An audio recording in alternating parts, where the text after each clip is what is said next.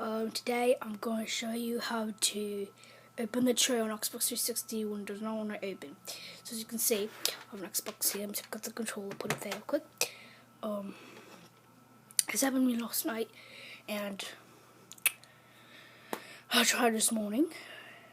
You need no objects for this, no paperclip and no spoon thing. So let's say it says open tray. Let's open. Does not work. And let's put close again. Reading. It's not there. So we're going to open tray, put this, and hit it. And bam. I'm put one of my favorite games, GTA 4. Alright, and you need nothing. Alright,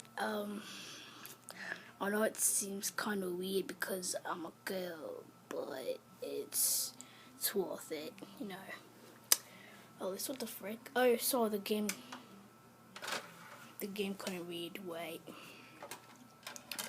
Hopefully, this only happens when I don't have a game in there. I need a game in there before I turn it off. Then I'll keep punching. And don't worry, it will not break. Alright.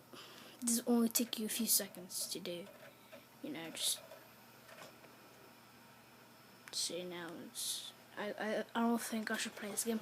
Well, I think that's it, mates. Bye.